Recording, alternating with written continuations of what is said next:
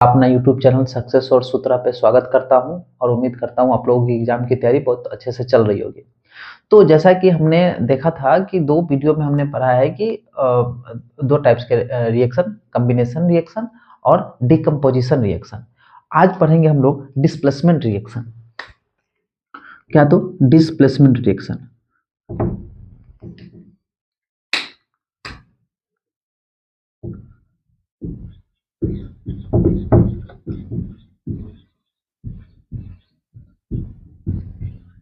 Displacement reaction. तो ये displacement reaction होता क्या है? तो हम नाम ही से इसको डिस्प्लेसमेंट रिएक्शन भी कहते हैं, इसको रिप्लेसमेंट रिएक्शन भी कहते हैं। तो इसके नाम से ही है कि ये डिस्प्लेस करता है, मतलब एक को हटा के मतलब एक रिएक्शन में एक एलिमेंट को हटा के दूसरा एलिमेंट वहां पे ऐड हो जाता है। तो जैसे कि ये डिस्प्लेसमेंट रिएक्शन में क्या होता है, तो चलिए हम देखते हैं। यहाँ पे ए प्लस बी सी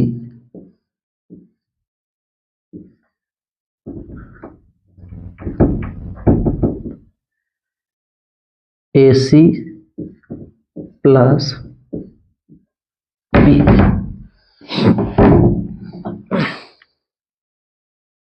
तो जैसे हम समझते हैं कि यहां पे वेयर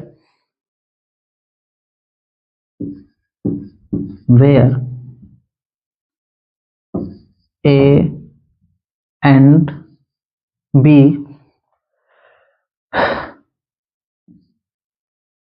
मेटल मेटल्स और हैलोजन्स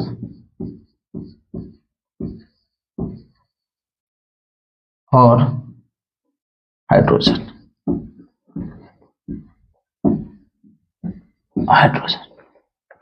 तो जहां पे ए और बी मेटल्स हो सकता है, हैलोजन्स हो सकता है, या फिर हाइड्रोजन हो सकता है। तो जैसा कि हम देखते हैं डिस्प्लेसमेंट रिएक्शन में, तो क्या होता क्या है कि ये जो यहाँ पे ये ए जो है इस बी को रिप्लेस करके यहाँ पे एसी किया और ये बी अलग हो गया।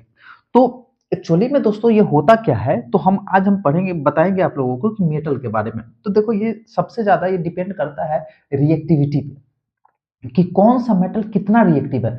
रिएक्टिविटी कहने का मतलब कौन सा मेटल, कौन सा एलिमेंट कितना जल्दी वो रिएक्शन में पार्टिसिपेट करता है, कितनी उसकी टेंडेंसी है। जैसे कि मान लीजिए मेटल की बात करते हैं, तो मेटल होता क्या है कि मेटल वो अपना इलेक्ट्रॉन को देने की क्षमता रखता है, वो किसी को भी देता है।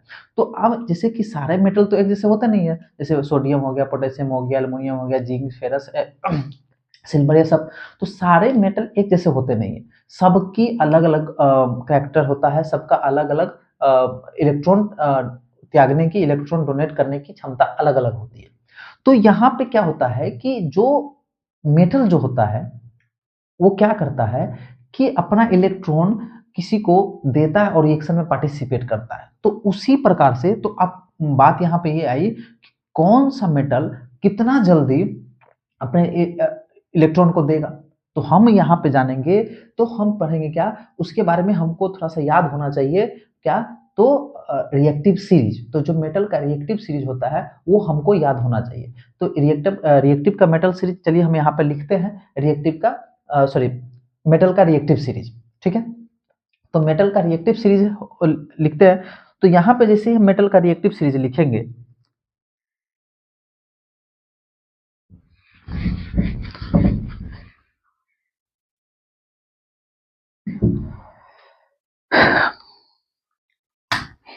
सबसे ज्यादा रिएक्टिव होता है पोटेशियम, उसके बाद होता है सोडियम,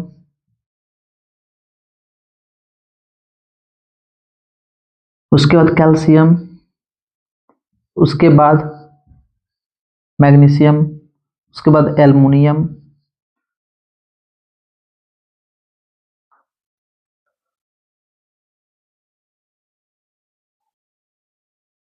उसके बाद जिंक, उसके बाद फेरस, उसके बाद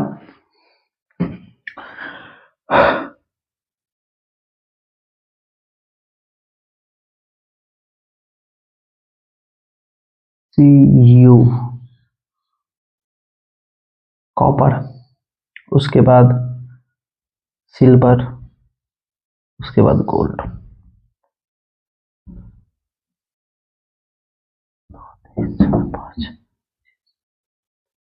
ठीक, तो ये रिएक्टिव सीरीज हो गया। हम जैसा कि देखते हैं तो सबसे ज्यादा रिएक्टिव होता है पोटेशियम होता है, उसके बाद सोडियम होता है, उसके बाद कैल्शियम होता है, उसके बाद मैग्नीशियम होता है, उसके बाद एल्युमिनियम होता है, उसके बाद जिंक होता है, उसके बाद फेरस होता है, उसके बाद कॉपर होता है, उसके बाद सिल्वर होता है, उसके बाद गोल्ड होता है। तो हम इसको एक ट्रिक के माध्यम से भी पढ़ सकते हैं, जैसे पापा सास का मैगी आलू जो फेमस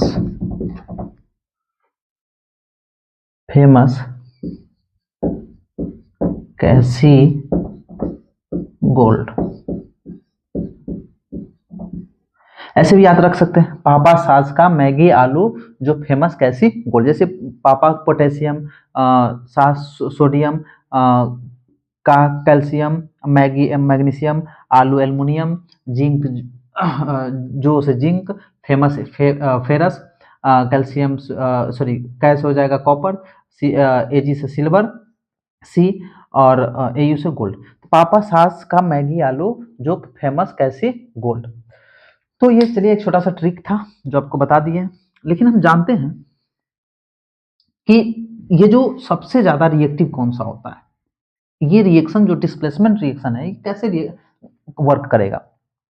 तो जैसे कि यहाँ पे सबसे ज्यादा रिएक्टिव कौन है, पोटेशियम है, उसके बाद सोडियम, उसके बाद कैल्शियम, उसके बाद मैग्नीशियम, उसके बाद एल्युमिनियम, उसके बाद जिंक फेरस कॉपर सिल्वर और गोल्ड। तो जैसा हम ये जान लिए, तो अब होता क्या है,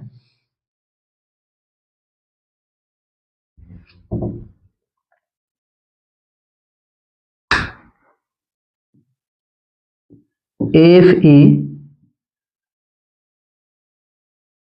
प्लस ZnSO4। अब दोस्तों यहाँ पे क्या रिएक्शन बनेगा, क्या ये चेंज कर पाएगा, क्या ये डिस्प्लेस कर पाएगा। तो ये जो फेरस है, क्या ये फेरस जिंक को डिस्प्लेस कर पाएगा। तो ये पता करने के लिए हमको रिएक्टिव सीरीज पता होना चाहिए। तो अभी हमने बताया कि जो रिएक्टिव सीरीज किसका ज्यादा होता है, तो क्या फेरस में और जिंक में ज्यादा किसका रिएक्टिव सीरीज है, फेरस और जिंक में रिएक्टिव सीरीज किसका ज्यादा है, तो जिंक का है। तो जिंक का रिएक्टिविटी ज्यादा होगा फेरस से, तो यहां पे हो जाएगा नो रिएक्शन।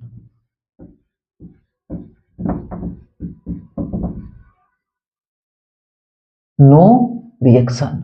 यहां पे दोस्तों अब देखिए कि जो जिंक का रिएक्टिविटी फेरस से ज्यादा है, फेरस से ज्यादा है, इसके वजह से ये जो फेरस जो होगा वो जिंक को डिस्प्लेस नहीं कर पाएगा। तो जब ये फेरस जिंक को डिस्प्लेस नहीं कर पाएगा, तो और आगे हमारे पास एक और रिएक्शन है, चलिए हम उस रिएक्शन को देखते हैं।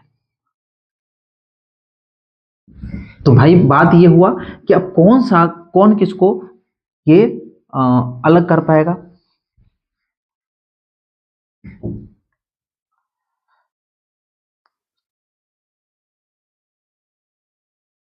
Fe plus CuSO4।